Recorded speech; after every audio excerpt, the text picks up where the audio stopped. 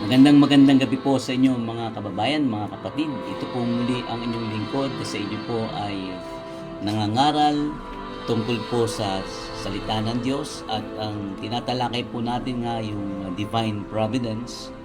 At yun nga po nung nakaraan kung natatandaan po ninyo ay meron po akong sinabi na meron po tayong 5 tatalakayin upang maiwasan po natin yung panganib at yung mga hadlang upang makamit natin ang masagana o sukdulang biyaya ni Kristo para sa atin. Dahil yun nga po ang sinabi ko nga po sa inyo na yung isang salita sa buhay po ni Haring Saul, yung salitang Tagalog na sayang. No? Napakalaking sayang ang na siya ipinili sa buhay niya, no, na maaari sana siyang magandang halimbawa sa kanyang pamilya at magiging legacy pa, no, at hindi mawawala sa kanya ang kaharian at magtutuloy-tuloy na lamang hanggang sa kanyang kaapu-apuhan, subalit nawala ang lahat sa kanya. Kaya nga po napakalaking sayang. At yun nga rin po ang ating pong binabahagi sa inyo na huwag natin sayangin ang ating buhay, huwag natin sayangin ang mga bagay-bagay sa mundong ito, anuman ang ating kalalagayan o anuman ang ating gulang, dahil talaga pong ang Diyos ay meron pong inilalaan sa ating mga pagpapala at biyaya.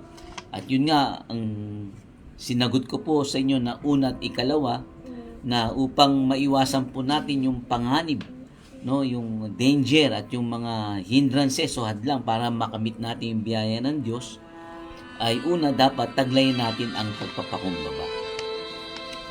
Yan po yung una sa 5 kasi para po matanggap natin yung full potential natin sa ating buhay. Sumunod po ay yung tinalakay ko po na pangalawa ay yung magsikap na matamo natin ang maging matalik ang relasyon natin sa Diyos. Yung maging malapit ang ugnayan natin sa Panginoon. So, yun po yung pangalawa. At dun po tayo natapos. At ngayon, pangatlo, at kung matapos natin ng 5, ay purihin ang Panginoon sa pagkakaloob sa atin ng buhay at lakas at sa pagkakaloob sa atin ng buhay ngayon. Yung pangatlo, para mahadlangan natin, no? Para wag mahadlangan yung mga blessing na darating sa atin, yung sukdulang biyaya, makamit natin, mapa sa atin.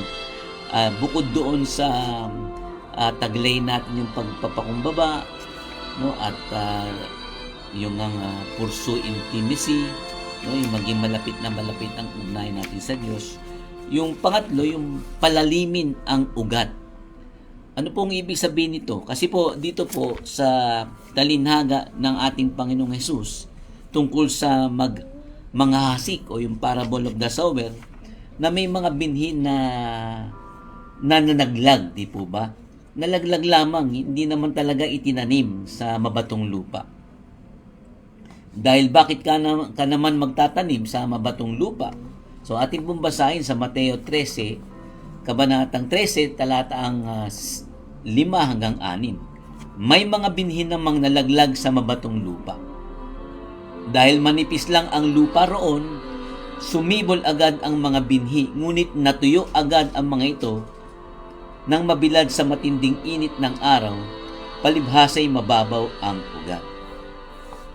Ipinaliwanag din po ni Jesus ang kahulugan nito nasa talatang 18 at 20 hanggang 21 ng Mateo. Ganito po yung ating mababasa at mapapakinggan. Makinig kayo at unawain ang kahulugan ng talinhaga. Si Kristo po nagsasalita tungkol sa manghahasik. Kapag ang isang tao ay nakikinig ng mensahe sa paghahari ng Diyos, ngunit hindi naman niya iyon inuunawa, siya ay katulad ng binhing nalaglag sa daan. Dumarating ang masama at agad inaalis sa kanyang isip ang mensaheng kanyang napakinggan. Ang katulad ng binhing nalaglag sa mabatong lupa ay ang taong nakikinig ng mensahe na kaagad at masayang tumatanggap nito, ngunit hindi tumitimo ang mensahe sa kanyang puso Sandali lamang itong nanatili at pagdating ng mga kapighatian at pagsubok dahil sa mensahe, agad siyang tumatalikod sa kanyang pananampalataya. Napansin po ba ninyo mga kababayan, mga kapatid, yung binasa ko na sabi roon, hindi tumitimo sa kanyang puso. Naintindihan na natin na ang ibig sabihin ni Jesus, no? Pero basahin pa natin yung pagkakasulat ni Apostol Lucas naman, dahil naisulat din niya ang talinhagang ito. Sigurado ako makakatulong ito para higit nating maintindihan ang tungkol sa binhing nalaglag sa mabatong lupa. Basahin natin ang Lucas 8, talatang 13. Ang mga nalaglag naman sa batuhan ay ang mga nakarinig ng salita at tumanggap nitong ng may kagalakan, ngunit hindi ito nag-ugat sa kanilang puso. Sandali lamang silang naniwala, kaya't pagdating ng pagsubok, sila'y tumitiwalag. So, nakinig ng salita ng Diyos, nakaagad ay naniwala at tumanggap. Masayang tumanggap at tumanggap ng may kagalakan. Ngunit, ito ang masaklap, ito yung sayang, no? Kapag ang salita o ang mensahe hindi nag-ugat sa puso, kaya pagdating ng mga pagdating ng mga, ibig sabihin marami, kapighatian at mga pagsubok, ano pong nangyari sa pagpapaliwanag ni Jesus? Sandali lamang silang naniwala at nanatili. Agad siyang tumalikod sa kanyang pananampalataya o sila'y tumitiwalag.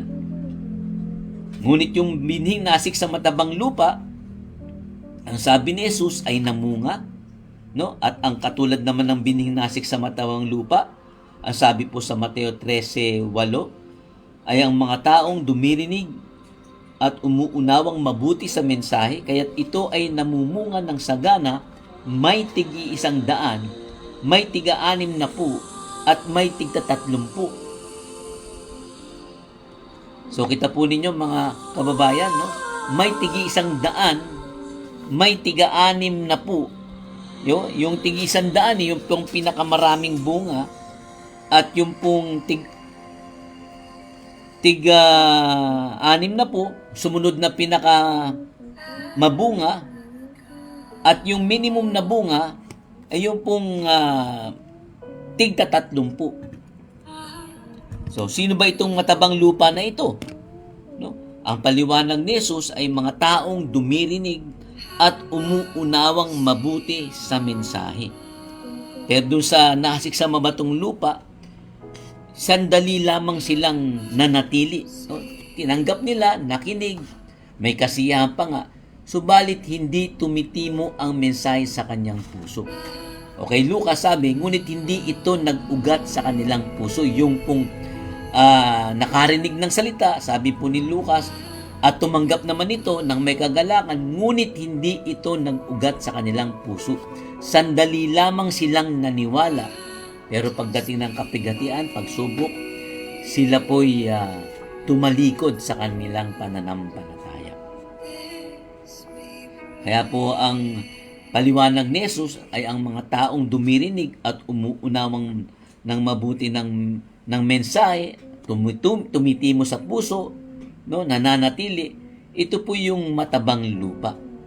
Kaya po ang sabi, at ang katulad namang ng binhing nasik sa matabang lupa ay ang mga taong dumirinig at umuunawang mabuti sa mensahe. Kaya't ito ay namumunga ng sagana, may tig-100, may tig-60, at may tig-30.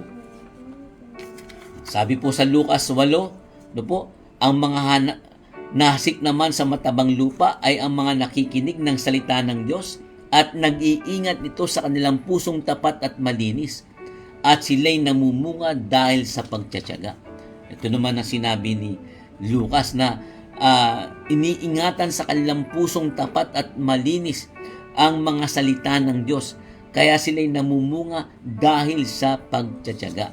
Sa Ingles, sabi nga po, the seeds that fell in good soil stand for those who hear the message and retain it in a good and obedient heart, and they persist until they bear fruit. Sa mga katuwid, may pagpili o mamimili ka. You have a choice. Nasa sa iyo kung gusto mo yung narinig mong mensahe na salita ng Diyos ay manatili kasi iingatan mo sa tapat at malinis mong puso. Yan ang mga tunay na born again, o tunay na mga tagasunod o mga Kristiyano o tagasunod ni Kristo. Merong obedient heart. And they persist, ang sabi doon, may pagtsatsaga. Kaya sila'y namumunga ng sagana. Hindi ibig sabihin na yung matabang lupa ay hindi sila dumaranas ng matitinding kapighatian o kahirapan, marami ding mga pagsubok, pero pinili nilang ingatan sa puso nila ang salita ni Jesus. Hindi nila pinabayaan, hindi binaliwala, binigyang importansya higit sa lahat. No, kaya nga yung sinabi ni Kristo na seek ye first the kingdom of God and His righteousness, and all these things shall be added unto you. No, pagsikapan natin, unahin natin higit sa lahat ang katuwiran ng Diyos at ang paghahari ng Diyos, at ang lahat ng mga bagay ay ipagkakaloob sa atin. Ibibigay sa atin ang lahat ng kailangan natin. Kaya po mga kababayan, naging masunuring anak ng Diyos ang mga yon, naging matyagang anak ng Diyos. Yun yung tumimo sa puso, nag-ugat sa pusong tapat at malinis. Kung kaya naabot niya, natanggap niya ang mga nakalaang at inihandang pagpapala o blessing ni Jesus sa kanyang buhay. At ang sabi nga po, may 100 hundredfold, no, pinakamaraming bunga. May tig-6 na po, no, sumunod na pinakamabunga. At yung minimum nga po ay yung tig-30. Ngayon, pang-apat po, proteksyonan mo ang iyong puso. Protect your heart. Napakadali sa mga tao ngayon ang malito o maguluhan. Di po ba? Dahil sa pagkaabala sa buhay, busy sa buhay, di po ba? Kaya nalilito, nagugulumianan, sobrang abala sa buhay. Maraming mga bagay ang pwedeng magpuno sa ating mga buhay. Kabi-kabila po. Kaya't ang resulta, itinutulak ka ng palabas, no? Para wala ka ng oras sa Diyos. Wala ka ng time sa personal daily devotion mo or daily quiet time. Halimbawa, kahit pati online, di ka na makapag-participate, no? At pati doon sa mga pag-attend sa kung meron kang dinaduluhang small group, no? Kaya po yung ibang gawain ng isang tunay na Kristiyano upang palalimin mo ang ugat sa puso mo, wala ka ng panahon. Kaya delikado o mapanganib din ito. Ito yung nahasik sa matinik na damuhan o matinik na halaman. Ang babala sa atin ni Jesus tungkol dito ay mababasa sa Mateo, Kabanatang 13 din at talatang 7, at ang paliwanag ay sa Mateo 13 din, talatang 22. Basahin ko po sa inyo. At basahin din natin yung Lucas 8:14. May mga binhi naman nalaglag sa may matitinik na halaman. Lumago ang mga halaman, matitinik, at sinakal ang mga ito, ang mga binhing tumubo doon. So meron pong mga binhing nalaglag sa may matinik na halaman, lumago ang mga halamang matinik, at sinakal naman yung mabuting binhi na naitanim din. No? Kaya sinakal ng mga ito ang binhing tumubo doon. Sa Mateo 13:22, ang binhi namang nahulog sa matitinik na halaman, so pinapaliwanag po ni Jesus, ay ang mga taong nakarinig ng mensahe. Ngunit dahil sa pagkabalisa sa maraming mga bagay, yung busy sa maraming mga bagay, masyadong maraming iniintindi o alalahanin, masyadong nagwo-worry, no? Masyadong pong nababalisa. Dahil sa pagkabalisa sa maraming mga bagay at pagkahumaling sa kayamanan, nawawalan na ng puwang sa kanilang puso ang mensahe at hindi ito nagkakaroon ng bunga. So sa Lucas 8, talatang 14, ang mga nasik naman sa may matitinik na damuhan ay ang mga nakinig sa salita ng Diyos. Ngunit nang tumagal, nadaig sila ng mga alalahanin sa buhay at ang pagkahumaling sa kayamanan at kalayawan. So, dinagdagan ng kalayawan ni Lucas. Dahil dito, hindi nahihinog ang kanilang mga bunga. So, alam po niyo mga kapatid, no? Mga kababayan, yung spiritual na mga ugat, yan yung mga bahagi ng buhay spiritual natin na walang nakakakita. Yung sikreto o lihim ng buhay mo na kasama ang Diyos ayon sa kayamanan at kadakilaan ni Kristo. Napapaloob dito ang iyong mga pagsamba, mga pagdalo mo sa mga gawain ni Kristo, pananalangin, at yung iyong pagbibigay, pag-aasik, pagbabahagi, paghahatid ng salita ng Diyos, yung binhi, at yung mga iniisip mo sa buhay kung paano mo ipapakita ang pagmamahal mo kay Jesus. Kaya sabi nga sa Hebreo 13:14, sapagkat tayong lahat ay kasama ni Kristo sa gawain kung mananatiling matatag hanggang sa wakas ang ating pananalig na ating ipinakita noong tayo unang sumampalataya. At dagdag pa rito sa pahayag 2:4, subalit may isang bagay na ayaw ko sa inyo, iniwan mo ang pag-ibig mo noong una. Nabasa natin, kung mananatili, kung ang salitang ginamit ko, ibig sabihin ay pwede mong sundin o hindi, mamimili ka. Mananatili ka bang matatag? Kasi sabi po, sapagkat tayong lahat ay kasama ni Kristo sa gawain kung mananatiling matatag hanggang sa wakas ang ating pananalig na ipinakita natin noong tayo unang sumampalataya. Sa makatwid, mananatili ka bang matatag hanggang sa wakas ang iyong pananalig? So kung nais mong maranasan ang buhay na masaganang nagbubunga ng sagana, siguraduhin mong malalim, malakas at malusog ang mga ugat ng iyong relasyon sa Panginoon. At yung kauli-ulian ay panglima, linisin, dalisayin mo ang iyong puso o ang iyong sarili o yung tinatawag natin purify yourself. Sabi nga po ay the potential is great.